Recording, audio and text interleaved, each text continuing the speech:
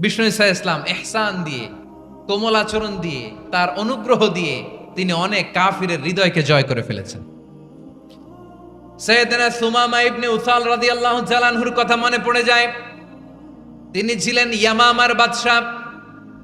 মদিনাতে বিশ্বনবীকে হত্যা করার নিয়তে এসেছিলেন, গোপনে গোপনে বিশ্বনবীকে হত্যা করে আবার ইয়ামামাতে তিনি ফিরে যাবেন। কিন্তু কি অবাক করা কাণ্ড, হত্যা করতে পারে নাই, সাহাবাদের হাতে তিনি ধরা পড়ে গেলেন। সাইয়েদনা সুমামা ইবনে উসাল রাদিয়াল্লাহু তাআলা আনহু হত্যার নিয়তে আসলেন, কিন্তু হত্যা করতে পারলেন না। সাহাবারা ওনাকে ধরে ফেললেন, ধরে মসজিদে নববীর পিলারের মধ্যে বেঁধে রাখলেন। সুমামা ইবনে উসাল, সিরাত থেকে শুনেন, সিরাত থেকে শোনাচ্ছি। রাদিয়াল্লাহু তাআলা আনহু ইয়ামামার অধিপতি ছিলেন। ইয়ামামা বিশ্বনবীকে হত্যার জন্য আসছেন, ধরা পড়ে গেছেন, এখন মসজিদে নববীতে বেঁধে রাখছেন, তার মানে বন্দী। তো এখন স্ট্যাটাস কি? বন্দী, ক্যাপটিভ। বিষ্ণু ঈসা ইসলাম সাহাবাদেরকে বললেন তার খোঁজ খবর নিও, সুমামা ইবনে উসালের খোঁজ খবর নিও। সাহাবার বলেন, ইয়া রাসূলুল্লাহ, আপনাকে হত্যা করতে এসেছে, তার তো কঠিন ক্যাপিটাল পানিশমেন্ট হওয়া দরকার, কঠিন শাস্তি হওয়া দরকার। বিশ্বনবী বললেন, না, আমি যেটা জানি তোমরা সেটা জানো না, তোমরা সুমামার সাথে ভালো আচরণ করো। বিশ্বনবী সুমামার কাছে গেলেন। প্রথম দিন যে তিনি কালেমার দাওয়াত দিলেন, ইমানের দাওয়াত দিলেন, ইসলামের দাওয়াত দিলেন, রিসালাতের দাওয়াত দিলেন, আখিরাতের দাওয়াত দিলেন। পরের দিন যে বিশ্বনবী সালাতের দাওয়াত দিলেন, যাকাতের দাওয়াত দিলেন, ইসলাম কি, কিভাবে, কেমন করে পালন করতে হয় চমৎকার আর্টিকুলেট করতে শুরু করলেন। তন্ময় হয়ে সুমামা ইবনে উসাল রাদিয়াল্লাহু তাআলা আনহু বিশ্বনবীর কথাগুলো শুনতে আরম্ভ করলো। একদিন নয়, 2 দিন নয়, টানা 3 দিন বিশ্বনবী সুমামার কাছে ইসলামকে প্রেজেন্ট করেছেন, উপস্থাপন করেছেন। আওয়াজ করে বলেন, কয় দিন? 3 দিন। 3 দিন মসজিদে নববীতে বাধা। আর সাহাবীদেরকে বললেন তার খোঁজ খবর নিও, তোমরা যে রুটি বানাও এর মধ্যে সবচেয়ে ভালো আটার রুটিটা তারে দিও, সবচেয়ে রিফাইন্ড খেজুর, যেটা পিওর খেজুর, এটা তারে দিও। আর বিশ্বনবী নিজের উট থেকে দুধ দহন করে ওনার বাড়ির এক কর্মচারীকে বলেছেন, দুধ দহন করে সুমামার জন্য নিয়ে যেও। সুবহানাল্লাহ পড়বেন না? সবাই তো অবাক, ইয়ামামা থেকে আসছে নবীকে হত্যা করতে, বিশ্বনবী দেখে তারে জামাই আদর করে, তাকে মজার মজার খাবার দিও, দুধ দিও, আদর আপ্যায়ন করো। একদিন নয়, 2 দিন নয়, টানা 3 দিন বিশ্বনবী এভাবে সুমামার কাছে যেয়ে যে ইসলামকে প্রেজেন্ট করতে আরম্ভ করলেন, ইসলামকে উপস্থাপন করতে শুরু করলেন, আর তাকে চমৎকার এন্টারটেইনমেন্ট আপ্যায়ন দিতে আরম্ভ করলেন। টানা 3 দিন যখন ইসলামের দ্য বিউটিজ অফ ইসলাম, ইসলামের সুমহান বাণী, সৌন্দর্য তার কাছে উপস্থাপন শেষ, তাকে আপ্যায়ন শেষ, বিশ্বনবী বললেন সাহাবাদেরকে, যাও এবার সুমামার হাতের পায়ের রশি দুটো খুলে দাও। তারা বললেন, ইয়া রাসূলুল্লাহ, কি বলেন আপনি? ও তো হত্যাকারী, সুযোগ পায় নাই, আপনারে মারতে পারে নাই, ছেড়ে দিলে আবার ও আপনার উপর তলোয়ার নিয়ে ঝাঁপিয়ে পড়বে। নবী, এই সিদ্ধান্ত আপনি নিতে যাবেন না। বিশ্বনবী বললেন, যেটা বলেছি সেটা করো, সুমামার রশিগুলো ছেড়ে দাও, সুমামার হাতে পায়ের রশিগুলো যে তোমরা খুলে দাও। সাহাবারা তর্ক জুড়ে দিলেন, লা ইয়া রাসূলুল্লাহ, এমনটা করবেন না, তো ভয়ঙ্কর, ভয়ঙ্কর খুনি, কি জানি কি হয়ে যায়। বিশ্বনবী বললেন, না, তার হাতে পায়ের রশিগুলো খুলে দাও। সাহাবারা বিশ্বনবীর কথা মতো তার হাতে পায়ের রশিগুলো খুলে দিল। সুমামা মুহূর্তের মধ্যে মসজিদে নববী থেকে বের হয়ে ইয়ামামায় ফিরে না যে মসজিদে নববীর পাশে একটা খেজুর বাগান ছিল, সেখানে চলে গেলেন। সেখানে একটা ছোট্ট কুয়া ছিল, কুয়ার পানি দিয়ে তিনি গোসল করলেন। সুবহানাল্লাহ পড়েন। কুয়ার পানি দিয়ে গোসল করে মসজিদে নববীর সামনে এসে বিশ্বনবী এবং সাহাবাদের সামনে দাঁড়িয়ে সাব্বাবা উঁচু করে বললেন, আশহাদু আল্লা ইলাহা ইল্লাল্লাহ ওয়া আশহাদু আন্না মুহাম্মাদান আবদুহু ওয়া রাসূলুহু। আল্লাহু আকবার। আমি সাক্ষ্য দিচ্ছি আল্লাহ ছাড়া কোনো ইলাহ নাই, আর মুহাম্মদ আল্লাহ তাআলার প্রেরিত বান্দা এবং রাসূল। প্রিয় ভাইয়েরা, ইহসান দিয়ে যা জয় করা যায়, কঠোরতা দিয়ে সেটা কঠিনকালেও জয় করা যায় না। আওয়াজ করে বলেন ঠিক কি না? এবার সুমামা দাঁড়িয়ে বলে, ওগো নবী, আমি তো কালিমা পড়ে মুসলমান হয়ে গেলাম, এবার শোনেন, এই মুহূর্তের আগে আপনার চেহারার চাইতে নিকৃষ্ট কোনো চেহারা আমার কাছে ছিল না, কিন্তু শাহাদা পাঠ করার পরে আপনার চেহারার চাইতে উত্তম শ্রেষ্ঠ কোনো চেহারা আমার কাছে আর নাই। ও নবী, আজকের দিনের আগে ইসলাম ধর্মের চেয়ে নিকৃষ্ট অপছন্দনীয় কোনো ধর্ম আমার কাছে ছিল না, কিন্তু এই মুহূর্ত থেকে ইসলামের চেয়ে সেরা শ্রেষ্ঠ পছন্দনীয় কোনো ধর্ম আমার কাছে নাই। নবী গো, আজকের দিনের আগে মদিনার চাইতে অপছন্দনীয় নিকৃষ্ট কোনো শহর আমার কাছে ছিল না, কিন্তু এই মুহূর্তের পর থেকে মদিনার চাইতে কোনো শ্রেষ্ঠ শহর আমার জানা নাই। সে ছিল গমের বড় ডিলার, গম বেচতো। কি বেচতো?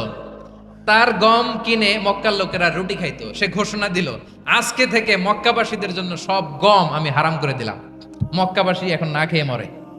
সুবহানাল্লাহ পড়বেন না? মক্কাবাসী বিশ্বনবীর কাছে আসলেন, এসে বললেন, মুহাম্মদ, আমরা তো তোমার ভাই, তোমার চাচা, তোমার ভাতিজা, তোমার আত্মীয়, তুমি সুমামারে বলো সে যেন আবার গমের সাপ্লাই মক্কার জন্য অনুমতি দিয়ে দেয়। বিশ্বনবীর অনুমতি ক্রমে সুমামা আবার মক্কাতে গম পাঠাতে শুরু করলো। পড়েন সুবহানাল্লাহ। ইহসান, ইহসান দিয়ে আপনি যেটা জয় করতে পারবেন, you can win the heart of your enemies. ইহসান দিয়ে আপনি আপনার শত্রুর হৃদয়কে জয় করতে পারবেন। আওয়াজ করে বলেন ঠিক কিনা? এজন্য আল্লাহ বললেন, ওয়া আনফিকু ফি সাবিলিল্লাহি ওয়া লা তুলকু বিআইদিকুম ইলাত তাহলুকা ওয়া আহসিনু ইন্নাল্লাহা ইউহিব্বুল মুহসিনিন।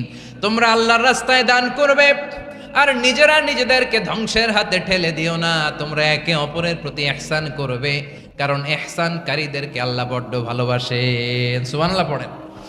আবার সূরা রহমানে আল্লাহ বললেন, হাল জাযাউল ইহসানি ইল্লাল ইহসান ফাবিআইয়ি আলা, সবাই পড়েন, ফাবিআইয়ি আলাই রাব্বিকুমা তুকাযযিবান। ইহসানের প্রতিদান হিসেবে ইহসানি হয়। বিশ্বনবী সুমামার প্রতি যেমন ইহসান করেছেন, সুমামাও ঠিক তেমন ইহসান ফিরিয়ে দিয়েছে। ঠিক কিনা বলেন? তাহলে এক নম্বরে হচ্ছে আদ, ন্যায় বিচার। দুই নম্বরে সবাই বলেন ইহসান, সদাচরণ। ইহসান দুই ধরনের প্রিয় ভাইরা, ইহসান ফিল ইবাদা, ইহসান ফিল মুআমালা। ইহসান ফিল ইবাদা হচ্ছে একাগ্র অনুভবে ইবাদতে ডুব দেওয়া, এর নাম ইবাদতের ইহসান। সুবহানাল্লাহ পড়ে। বিশ্বনবী বলেন ইহসান মানে কি জানো নাকি? হাদিসে জিবরিলে সাইয়েদনা জিবরিল আলাইহিস সালাম বিশ্বনবীকে বললেন, আখবিরনি আনিল ইহসান। নবী আমাদেরকে বলেন ইহসান মানে কি? বিশ্বনবী বললেন, আনতা আবুদাল্লাহ কাআন্নাকা তারাহু ফাইন লাম তাকুন তারাহু ফাইন্নাহু ইয়ারাক। ইহসান মানে হলো এমন ভাবে তুমি আল্লাহর সামনে নিজেকে উজাড় করে ইবাদত করবে, তুমি ভাববে তুমি আল্লাহকে দেখতে পাচ্ছ। আর এটা যদি ভাবা তোমার জন্য কঠিন হয়ে যায়, অন্তত এতটুকু তুমি ভাববা যে আল্লাহ তোমাকে দেখতে পাচ্ছেন। ঠিক কিনা বলেন? ও আমার বীর চট্টলার ভাইয়েরা, কেউ যেটা দেখে না সেটা দেখে কে? এই বিশ্বাস হৃদয়ের মধ্যে আছে? নামাজে যখন দাঁড়ান এই ফিলিংসটা আনা যাবে? হ্যাঁ, এশার সালাত তো এখনো হয় নাই না? আলোচনা শেষে এশার সালাত এখানে অনুষ্ঠিত হবে, তাই না? আচ্ছা বলুন তো, আমরা এশার সালাত পর্যন্ত বেঁচে থাকবো এই গ্যারান্টি আছে কার কার? হাত তোলেন। কয়েকজন হাত তুলছে পেছনে, না বুঝে তুলে ফেলছে। এশা পর্যন্ত যে আমরা হায়াত পাবো কোনো গ্যারান্টি আছে? সবাই আওয়াজ করে বলেন গ্যারান্টি আছে? গ্যারান্টি নাই। এজন্য বিষ্ণু ইসলাম বলেছে, এমন ভাবে নামাজে দাঁড়াও, ইবাদত করো, মনে করো হতে পারে এটাই আমার জীবনের শেষ নামাজ। Perform the salah as if this is your last and final prayer. এমন ভাবে সালাতে দাঁড়াও, ভাবো হতে পারে এটাই তোমার জীবনের শেষ নামাজ। এমন ভাবে নামাজে দাঁড়াও, ভাবো এটাই শেষ নামাজ। তাহলে নামাজে একাগ্রতা বাড়ায় দিবে কে? ফলে ইবাদতের ইহসান আমাদের অর্জিত হবে। আর মুআমালাতে ইহসান হলো, বিশ্বনবী বলেন, ইন্নাল্লাহা তাবারাকা ওয়া তাআলা কাতাবাল ইহসানা আলা কুল্লি শাই ফাইদা কাতালতুম ফাআহসিনুল কিতলা ওয়া ইযা যাবাহতুম ফাআহসিনুয যাবহা ওয়ালিয়ুহিদ্দা আহাদুকুম শাফরাতাহু ওয়ালিয়ুরিহ যাবিহাতাহু। ইহসান দুই ধরনের। আওয়াজ করে বলতে হবে কয় ধরনের? সবাই বলুন আওয়াজ করে, কয় ধরনের? একটা হচ্ছে ইহসান ফিল ইবাদা, ইবাদতে ইহসান। ইবাদতে ইহসান কি? একাগ্র অনুভব দিয়ে ইবাদত করা, মন প্রাণ দিয়ে ইবাদত করা। আর মুআমালাতে ইহসান কি? সব কাজে, দৈনন্দিন কাজে, কর্মে, সামাজিক অ্যাক্টিভিটিতে কোমলতা প্রদর্শন করা, অনুগ্রহের সাথে সবকিছু করা। আল্লাহ তাআলা ইন্নাল্লাহা তাবারাকা ওয়া তাআলা কাতাবাল ইহসান আলা কুল্লি শাই, তিনি সবকিছুর ব্যাপারে ইহসানকে আবশ্যক করেছেন। সবকিছুতে মুমিনের সব কাজে ইহসানের পরশ থাকবে। ওয়া ইযা কাতালতুম ফাহসিনুল কিতলা, বিশ্বনবী বলেন তুমি যখন কাউকে হত্যা করো ইহসানের সাথে করো। সুবহানাল্লাহ পড়বেন না? যখন হত্যা করো তখনও ইহসানের সাথে। আচ্ছা হত্যা করবো আবার ইহসান আসবে করতে করে তো মেরেই ফেলবো আমি। আল্লাহ, ও ভাই একজন খুন করেছে, খুনি, রাষ্ট্রীয় আইনে তার শাস্তি হয়েছে ডেথ পেনাল্টি, মৃত্যুদণ্ড। এখন মৃত্যুদণ্ড দেখে আপনি যেমনি মন চায় তেমনি মারবেন লোকটারে? ওর নাক কেটে ফেলতে পারবেন? ওর কান কাটতে পারবেন? ওর চোখ উপড়ে ফেলতে পারবেন আপনি? যেমন মন চায় তার অঙ্গহানি করা যাবে না। ইহসানের সাথে তাকে হত্যা করো। সুবহানাল্লাহ, this is Islam, this is the true essence of Islam. ওয়া ইযা যাবাহতুম ফাহসিনুয যাবহা, যখন জবাই করবে তখনও ইহসানের সাথে জবাই করো। করব জবাই, ওইখানেও নাকি ইহসান। আচ্ছা কুরবানির দিন আমরা পশুগুলোরে কি করি বলেন সবাই আওয়াজ করে? জবাই। জবাই মানে তো এটারে মেরেই ফেলতেছি, একটু পরে তো টুকরো টুকরো করে গোশতগুলো খাবো, এটা তো খাবো, এটা তো মেরেই ফেলবে। বিষ্ণু বলে না, জবাইয়ের মধ্যেও মুমিনের জবের ভেতরেও ইহসানের পরশ থাকা চাই। যখন জবাই করবে প্রাণীটাকে হাত পা টাইট করে বেঁধে নাও, ছুরিটাকে শার্পেন করে নাও, ধারালো করে নাও, যাতে অল্প সময়ে জবাইটা হয়ে যায়, প্রাণীটা যাতে কম কষ্ট পায়। সুবহানাল্লাহ পড়ে। দিস ইজ কল্ড ইহসান। ইহসান আল্লাহ তাআলা যেমনি আদলের আদেশ করেছেন, ন্যায় বিচার, জাস্টিস এনশিওর করতে বলেছেন, সমাজে ইহসানের ব্যবহার, ইহসানের অনুশীলন তিনি করতে বলেছেন। এজন্য মুমিনের প্রতিটি কাজে, আমার চট্টগ্রামের ভাইয়েরা আমার দিকে তাকান, খেয়াল করে শুনুন, মুমিন জীবনের প্রতিটি কাজে ইহসানের পরশ থাকা চাই। আমরা যেন আমাদের পরিবারের প্রতি ইহসান করি, আমরা যেন আমাদের কর্মচারীদের প্রতি ইহসান করি, আমরা যেন আমাদের কলিগদের প্রতি ইহসান করি, আমরা যেন আমাদের ভাইদের প্রতি ইহসান করি। মুমিন জীবনের প্রতি কাজে ইহসানের পরশ থাকার দরকার আছে না নাই? কথা বুঝতে পেরেছেন? তাহলে আল্লাহ তাআলার তিনটা আদেশ ছিল, কয়টা গেল? ভুলে গেছে, ভুলে গেছে চট্টগ্রাম। তিনটা আদেশের মধ্যে কয়টা বললাম? প্রথমে কি ছিল? আদল। 2 নম্বরে, 3 নম্বরে রব্বুল আলামিন বললেন ওয়া ইতা ইদিল কুরবা, নিকটাত্মীয়দেরকে দান করো। নিকট আত্মীয়দেরকে দাও, যারা তোমাদের ব্লাড কানেকশনের আত্মীয় তাদেরকে তোমরা দাও। এখানে জেনারেলি বললেন দাও, কি দিব সেটা তিনি এখানে বলেন নাই, সেটা তিনি সূরাতুল ইসরার মধ্যে বলেছেন। আল্লাহ বলেন ওয়া আতিযাল কুরবা হাক্কাহ, নিকট আত্মীয়দেরকে তাদের অধিকার, তাদের প্রাপ্য তোমরা বুঝিয়ে দাও। দেখেন, একটা শান্তির সমাজ, একটা সমৃদ্ধ সমাজ, একটা মানবিক সমাজ গঠনের জন্য আল্লাহ তাআলা বেশি না, মাত্র 3টা অর্ডার, 3টা ভার্ডিক্ট তিনি জারি করেছেন। 1 নাম্বার সুশাসন, ন্যায় বিচার। 2 নাম্বার ইহসান। 3 নাম্বার নিকটাত্মীয়, যারা কাছের, তোমার ভেরি ক্লোজ রিলেশনশিপে আছে, তাদেরকে দাও। দাও, দিলে বাড়িয়ে দেয় কে? অনেকে দিতে চায় না, কৃপণতা করে। দিলে বাড়ায় দেয় কে? ও মিয়া, মদিনার মধ্যে সবচাইতে গরিব সাহাবী ছিল বেলাল রাদিয়াল্লাহু তাআলা আনহু। ওনার এন্টায়ার অ্যাসেট, সম্পদের পরিমাণ কতদূর জানেন? একটা লুঙ্গি। বেলাল রাদিয়াল্লাহু তাআলা আনহু, ওনার টোটাল ওয়েলথের এস্টিমেশন হচ্ছে মাত্র একটা লুঙ্গি। একটা লুঙ্গি, টোটাল ওয়েলথ এস্টিমেশন, টোটাল সম্পদের পরিমাণ বেলাল রাদিয়াল্লাহু তাআলা আনহুর কি ছিল? কথা বোঝে নাই বোধহয়। কি ছিল? ওই বেলাল রাদিয়াল্লাহু তাআলা আনহুকে বিষ্ণু ইসলাম বলেছেন আনফিক ইয়া বেলাল, ও বেলাল তুমিও দাও। ওয়ালা তাখশা মিন যিল আরশি ইখলালা, আরশের অধিপতির তো কোনো ঘাটতি নাই, তুমি দিলে ওই আল্লাহ তোমারে বাড়ায় দিবে। এজন্য আমার প্রিয় ভাইয়েরা, দিলে কমে না, দিলে বাড়ে। অনেকে ধরে রাখে, নতুন কিছু নিতে পারে না, হাত দিয়ে যেটা ধরে রেখেছেন এটা দিয়ে দেন, বড় একটা ধরার সুযোগ পাবেন। জোরে বলেন ঠিক কিনা? ধরেন 5 কেজি ওজনের একটা ধরে রাখছেন, এখন 10, এটা না ছাড়লে 10 কেজি ধরতে পারবেন আপনি? আচ্ছা 10 কেজির জিনিস একটা আছে হাতে, ওইটা যদি ছেড়ে দেন তাইলেই না 15 কেজি ধরতে পারবেন। কথা বলেন ঠিক কিনা? তাহলে দিলে বাড়িয়ে দেয় কে? রব্বুল আলামিন বললেন 3 নাম্বার আদেশ হলো তোমাদের প্রতি সমাজটারে কেমন করে মানবিক সমাজ, সুন্দর সমাজ গড়বা।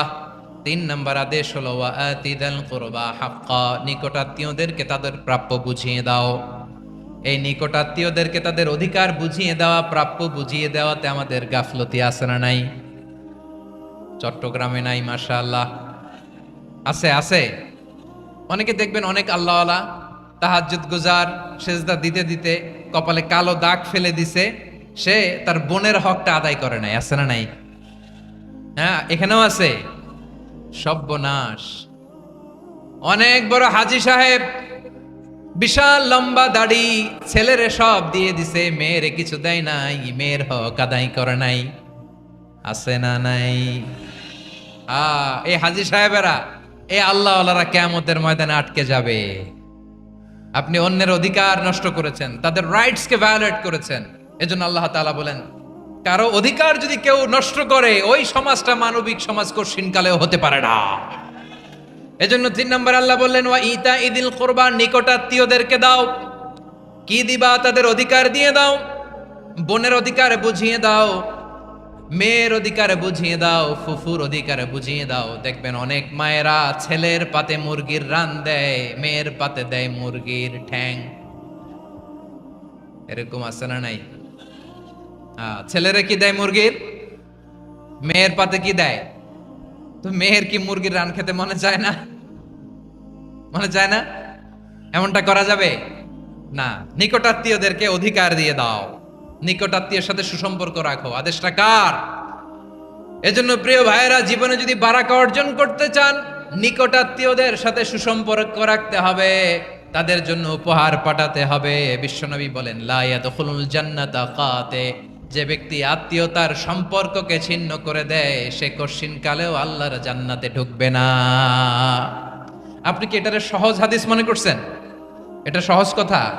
আপনি ভাবছেন আপনার নামাজ আপনারে বাঁচাতে পারবে, আপনার রোজা বাঁচাতে পারবে, আপনার তাহাজ্জুদ আপনারে বাঁচাতে পারবে? অধিকার নষ্ট করলে কিছুই আপনারে বাঁচাতে পারবে না। এজন্য নিকট আত্মীয়দেরকে দিতে হবে বেশি বেশি। বিশ্বনবী বলেন ইন্না সাদাকাতা আলাল মিসকিনি সাদাকা ওয়া আলা যির রাহিমি ইসনাতান সাদাকাতুন ওয়া সিলা। মিসকিন রে দান করলে শুধু দানের সওয়াব হয়, নিকট আত্মীয়কে দান করলে 2টার সওয়াব হয়। সাদাকার সওয়াব হয়, আবার আত্মীয়তার বন্ধন অটুট রাখার সওয়াব হয়ে যায়। আবার বিশ্বনবী বললেন মান সাররাহু আইয়ুবসাতা লাহু ফি রিজকিহি ওয়া ইউনসা লাহু ফি আসারিহি ফালইয়াসিল রাহিমা। যে ব্যক্তি তার রিজিকের প্রশস্ততা চায় আর হায়াতে বরকত চায়, সে যেন তার আত্মীয়ের সাথে সুসম্পর্ক রাখে। আমার প্রিয় চট্টলার ভাইয়েরা, আমাদের রিজিক বাড়ুক, এটা আমরা চাই কি চাই না? সবাই চান? হ্যাঁ, আমাদের রিজিকে প্রশস্ততা আসুক, চাই কি চাই না? আমাদের হায়াতে বরকত আসুক, আমরা চাই কি চাই না? এই 2টা যদি চান, তাহলে নিকটাত্মীয়দের সাথে সুসম্পর্ক রাখবেন, পারবেন? তাহলে সমাজটারে মানবিক সমাজ বানায় দিবে কে? এই পৃথিবীতে নাস্তিকদের চেয়ে কপাল পড়া দ্বিতীয় কেউ নাই। ওরা কাউরে ডাকতে পারে না। যে হিন্দু মন্দিরে যায়, সে ওই হিন্দুর চেয়ে ভালো যে মন্দিরে যায় না। কারণ সে মন্দিরে যে কারো না কারো কাছে কিছু চায়, কিছু বলে, ঠিক কিনা? যেই খ্রিস্টান চার্চে যায়, সে ওই খ্রিস্টানের চেয়ে ভালো যে চার্চে যায় না। যে ইহুদি সিনাগগে যায়, সে ওই ইহুদির চেয়ে ভালো যে সিনাগগে যায় না। কারণ সে যা কিছুর কাছেই হোক না কেন, যে কাঁদে, মনের সুখ দুঃখ প্রকাশ করার একটা জায়গা আছে। কিন্তু নাস্তিক কারে ডাকে? ও তো বলে কেউই নাই, তো ডাকবে কারে? ঠিক কিনা বলেন? হ্যাঁ, একা একা নাস্তিকরা একা একা যখন থাকে, জীবন মরণ নিয়ে যখন তারা চিন্তা করে, ওদের দম বন্ধ হয়ে আসে। আপনি জানেন, ওদের দম বন্ধ হয়ে আসে। আর তার বিপরীতে আমরা কখনো হতাশ হই না, নিরাশ হই না। আমরা ভরসা রাখি একজনের উপর, তিনি কে? কোরআনের প্রতিটা বাণী আমাদের জন্য মোটিভেশন, ইন্সপিরেশন। সুবহানাল্লাহ পড়েন। কোরআন আপনাকে বলে লা তাহজান ইন্নাল্লাহা মা'ানা, ভয় পেও না, আল্লাহ আমার সাথে আছে। বিপদে পড়লেই আপনি বলবেন যে আল্লাহ আমার সাথে আছে। আমি একটা স্ট্যাটাস শেয়ার করেছি ফেসবুকে যে মনকে তুমি বুঝিয়ে বলো আল্লাহ আছে আমার সাথে। মনকে তুমি বুঝিয়ে বলো আল্লাহ আছে, কেউ নাই, তার আছে কে? গারে সাউরে বিষ্ণু ইসলাম প্রাণ বাঁচানোর জন্য আবু বকর রাদিয়াল্লাহু তাআলা আনহুকে নিয়ে আশ্রয় নিলেন, গুহাতে লুকালেন। কুরাইশরা মারার জন্য উদ্গ্রীব, দৌড়াচ্ছে। এই তো পা দেখা যায়, জামা দেখা যায়, তলোয়ার দেখা যায়, একটু মাথাটা নোয়ালেই আবু বকরকেও দেখে ফেলে, বিশ্বনবীকেও দেখে ফেলে। আবু বকর রাদিয়াল্লাহু তাআলা আনহু তটস্থ, ইয়া রাসূলুল্লাহ আমাদেরকে তো দেখে ফেলবে, আমাদেরকে মেরে ফেলবে। বিষ্ণু সাল্লাল্লাহু আলাইহি ওয়াসাল্লাম বললেন, আবু বকর লা তাহজান ইন্নাল্লাহা মা'ানা, ভয় পেও না, আমরা এখানে দুইজন নই, আমাদের সাথে আরো একজন আছে। আওয়াজ করে বলুন তো তিনি কে? লা তাহজান ইন্নাল্লাহা মা'ানা। সব সময় মনকে বলবেন আল্লাহ আমার সাথে আছেন, আল্লাহ আমার সাথে আছেন। আল্লাহর নাম নিবেন, তাকবীর পড়বেন, আল্লাহু আকবার। আপনার হৃদয়ে শক্তির সঞ্চার করবে কে? ভারতের আমাদের এক বোন মুস্কান, দেখেছেন না? হ্যাঁ, শত শত সন্ত্রাসের সামনে আওয়াজ করে আল্লাহু আকবার, আল্লাহু আকবার, আল্লাহু আকবার। সে যখন বলেছে, তার হৃদয়ে শক্তির সঞ্চার করে দিয়েছে কে? এক তাকবীরে কেঁপে উঠছে গোটা বিশ্ব। তার এক তাকবীরে from north to south, from east to west, the entire globe আল্লাহু আকবার ধ্বনিতে মুখরিত হয়েছে। প্রিয় ভাইরা, লা তাহজান ইন্নাল্লাহা মা'ানা, আল্লাহ আমাদের সাথে আছেন। মনকে তুমি বুঝিয়ে বলো আল্লাহ আছে আমার সাথে। কয়টা বলবো? আল্লাহ বলছেন সূরা ইউসুফে, লা তাইয়াসু মির রাউহিল্লাহ ইন্নাহু লা ইয়াইয়াসু মির রাউহিল্লাহি ইল্লাল কওমুল কাফিরুন। আল্লাহর রহম থেকে নিরাশ হয়ো না, কাফেররা ছাড়া কেউ আল্লাহর রহম থেকে নিরাশ হয় না। কখনো আল্লাহর রহমত থেকে নিরাশ হবেন? ভরসা রাখবেন, আশা রাখবেন কার উপর? ইন্নামা আল উসরি ইউসরা, কষ্টের পরে স্বস্তি। ওয়ালা তাহিনু ওয়ালা তাহজানু ওয়া আনতুমুল আ'লাউনা ইন কুনতুম মুমিনিন। চিন্তা নাই, ভয় নাই, টেনশন নাই, বিজয় তোমাদেরই হবে যদি ঈমানদার হও। আল্লাহু আকবার। What a motivation, what an inspiration. সুবহান। প্রতিটা আয়াতে, প্রতিটা পৃষ্ঠায় কোরআনের পরতে পরতে মোটিভেশন। হতাশা বলতে কোনো শব্দই তো আমাদের ডিকশনারিতে নাই। কিসের আত্মহত্যা? আত্মহত্যা তো দূর কি বাত, হতাশাই তো নাই আমাদের জীবনে। আছে? বলেন। কারণ আমরা সুখের দুঃখের সময় সবর করি, সুখের সময় শুকর করি, সবটাতেই লাভ। দুঃখের সময় কি করি? সবর। সবর করলে সওয়াব আছে না? লাভ। সুখের সময় শুকর করি, শুকরিয়া আদায় করলে সওয়াব আছে না? লাভ। আপনার জীবনে কোনো লস আছে? তা হতাশ হওয়ার সুযোগ কোথায় আপনার? তো উইন উইন সিচুয়েশন আমাদের। আপনার জীবনে যত কষ্ট, সবগুলোর জন্য you will be rewarded at the end. সবকিছুর প্রতিদান আপনি পাবেন। Your pain isn't in vain, your sacrifice isn't in vain, and your pain is being rewarded. আপনার কষ্ট, দুঃখ জ্বালার জন্য আপনি রিওয়ার্ড পাবেন।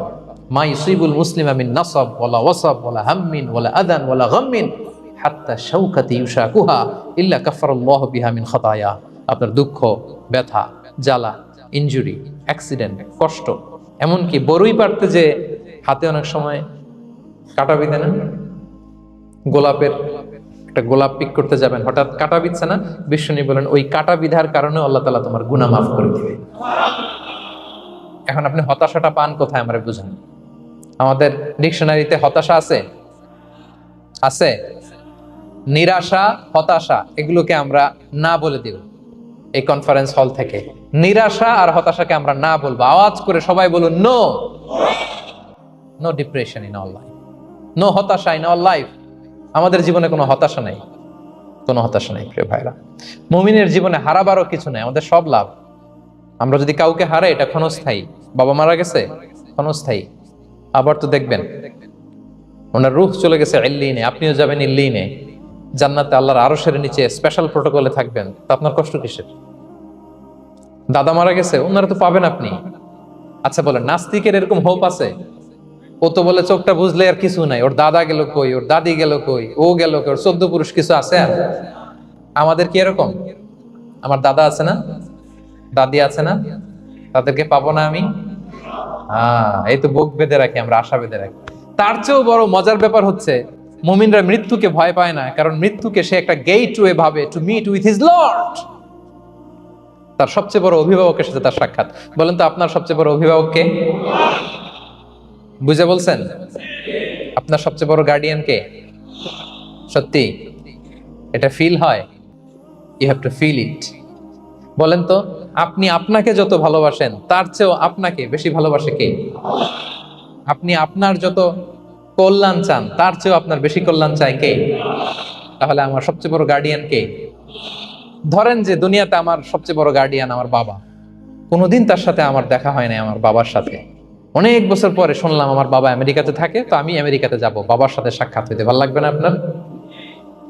তো আল্লাহ তাআলা আপনার ক্রিয়েটর, ইউর মাস্টার, তিনি আপনার সবচেয়ে বড় অভিভাবক, তার সাথে দেখা করতে যাবেন, ওটার মাধ্যমে তো মৃত্যু। তো এই মৃত্যুরে আমরা ডরাই, মৃত্যুকে আমরা ভয় পাই। আমরা তো শহীদি তামান্না নিয়ে ঘুরে বেড়াই। মুমিনরা কখনো ভয় পায় না, হতাশ হয় না, আশাবাদী হয়। Hopeful, B optimistic. আপনার হারাবার কিছু নেই প্রিয় ভাইরা। তাহলে 9 নাম্বার হচ্ছে বিশ্বাসীরা সবসময় হোপফুল হয়, সবসময় আপনি আশাবাদী হবেন। বিষ্ণু ইসলাম বলেন সবসময় আশাবাদী হও, এবং বিষ্ণু বলেছেন আল্লাহর ব্যাপারে বান্দা যেরকম আশা করে আল্লাহ তাআলা তার সাথে ঠিক তেমন আচরণ করে। আপনি তার ক্ষমাশীল আশা করবেন, আল্লাহ আপনাকে ক্ষমা করে দিবেন। হতাশ হবেন কারা কারা? এবার হাত তুলেন। কেউ হতাশ হবেন না? আলহামদুলিল্লাহ বলেন সবাই। দ্য লাস্ট ওয়ান, 10 নম্বরে সুখী সমৃদ্ধ জীবনের কার্যকর হাতিয়ার, সেটা হচ্ছে একটা ভালো সার্কেল মেনটেন করবেন। Maintain a very good circle and be far from the toxic people. Toxic লোকদের থেকে দূরে থাকবেন। কথা বুঝতে পেরেছেন? ভালো একটা সার্কেল মেনটেন করবেন, যারা সব সময় খারাপ কথা বলে, খারাপ চিন্তা করে, নেগেটিভিটি ছড়ায়, অন্যের গীবত শিকায়াত, এর কথা ওর কানে, ওর কথা এর কানে লাগে, এরকম কিছু আল্লাহর বান্দা আছে না নাই? Avoid those guys. এই টক্সিক পিপলদের থেকে দূরে থাকেন, ভালো একটা সার্কেল মেনটেন করেন, ইউল বি হ্যাপি। বন্ধু জীবন অনেক গুরুত্বপূর্ণ, বন্ধু নির্বাচন গুরুত্বপূর্ণ। ভালো ফ্রেন্ড নির্বাচন করুন, ভালো সার্কেল নির্বাচন করুন, এমন লোককে বন্ধু বানান যাকে দেখলে আল্লাহর কথা স্মরণ হয়।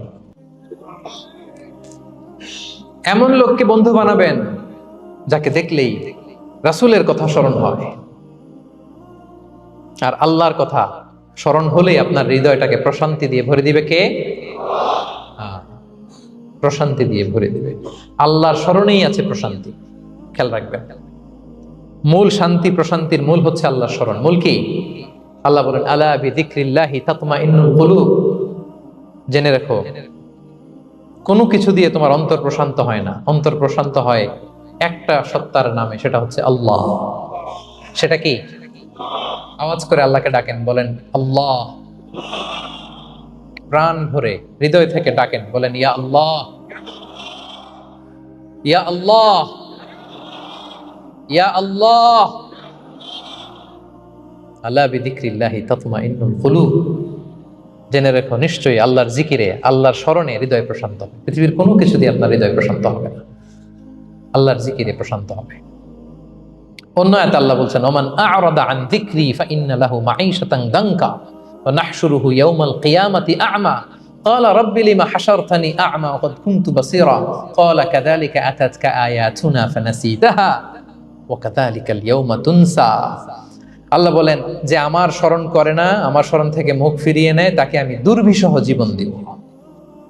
কিয়ামতের দিন তাকে অন্ধ করে উঠাবো, সে কাঁদবে, বলবে আল্লাহ দুনিয়াতে তো আমার চোখ ছিল, আমাকে এখন অন্ধ বানালে কেন? আল্লাহ বলবে পৃথিবীতে আমার স্মরণ থেকে তুমি গাফিল ছিলা, আমার আয়াত থেকে নিদর্শন দেখলে চেহারা ফিরিয়ে অন্যদিকে গিয়েছো, তাই আজকে আমি তোমার থেকে চেহারা ফিরিয়ে নিলাম, তোমাকে অন্ধ বানিয়ে দিলাম।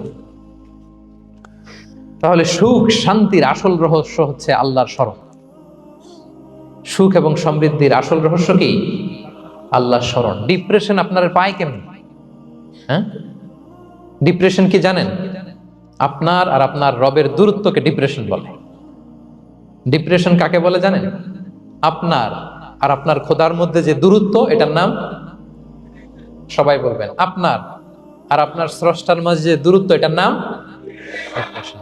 আল্লাহর সাথে যদি আপনার দূরত্ব থাকে, আপনার ডিপ্রেশনও বড়।